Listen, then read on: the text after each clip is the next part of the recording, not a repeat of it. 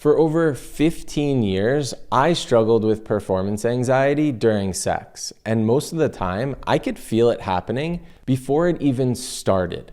I'd get in my head worrying about how long I'd last, if I could satisfy her, and I couldn't actually enjoy the experience.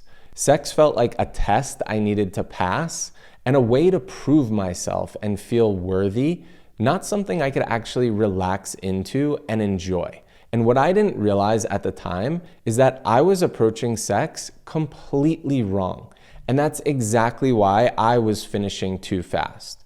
And if you're also finishing too quickly, there's a good chance you are making the exact mistake that I was. It was impossible for me to see at the time, but I had already been taught what sex was supposed to be.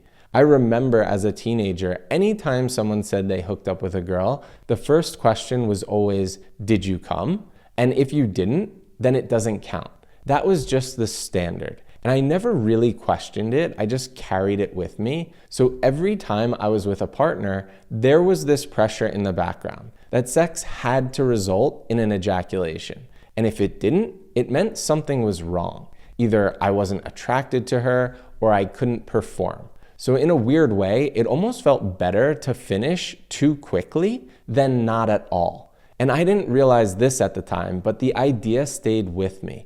And it shaped every sexual experience I had for the next 15 years. And in order to deal with all of that pressure, I would use marijuana and alcohol. I had to smoke before sex. It was like my insurance policy that helped me feel safe. And a lot of guys now are using Cialis and Viagra in the exact same way.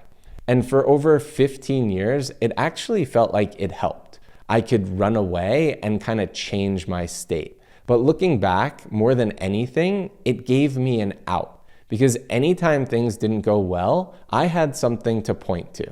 I'm just too high or I drank too much. It wasn't me. It wasn't something I needed to fix. So I never actually had to face what was really going on.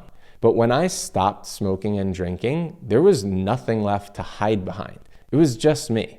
And the same problem I'd been avoiding for over 15 years. I had to admit that I needed to work on my sex life, which is a very tough pill to swallow as a man.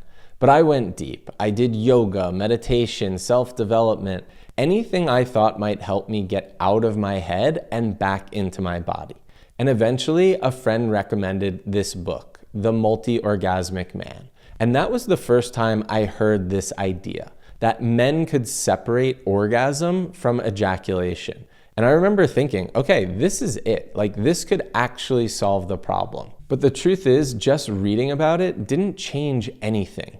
I understood the concept, but I couldn't actually do it. And that was frustrating because now I knew there was an answer, but I still didn't have access to it. So eventually I decided to work with a coach, and that's where things really started to shift. Because instead of just understanding it, I started to actually feel it in my body. I learned how to use my breath and how to move my energy through my body and how to slow things down or build them back up. And for the first time, I could feel where that edge was. Like I wasn't just guessing anymore. I could get close and stay there.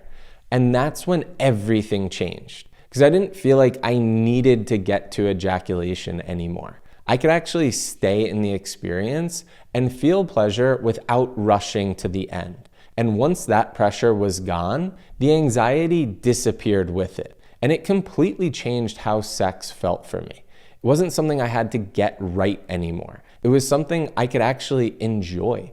And it felt more free and more natural, like it was finally mine, not something I was trying to live up to. So what did I actually start doing differently to separate orgasm from ejaculation? Well, the biggest shift was learning how to feel and understand my different levels of arousal. Before that, it felt like I went from 0 straight to ejaculation. There was no awareness in between. But what I started to realize is that there are actually levels to it. You can actually feel yourself building, getting closer and closer to that edge. And there's a very specific point right before ejaculation where your body is basically saying, just go a little further, just finish. And the key was learning how to hear that voice without listening to it. So instead of going all the way to the edge, I started getting familiar with what 60% felt like, 70%, 80%, because most guys don't even know where they are until it's too late. And the mistake I used to make was going way too far. I'd get to 95, 99%, and at that point, you're not in control anymore. You're just trying to stop something that's already happening. But when I learned how to stay just below that point, around 80 to 90%, everything changed. Because now I could get close, feel that intensity, and then back off without losing control.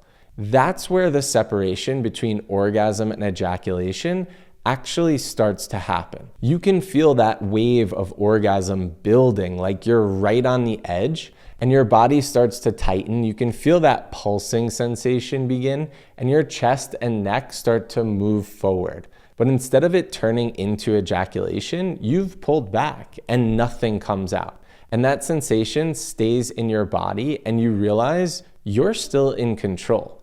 And at first, this is something I had to practice on my own, of course. Just learning how to get close and back off and building that awareness at every edge. And over time, my body started to learn that it didn't have to go straight to ejaculation.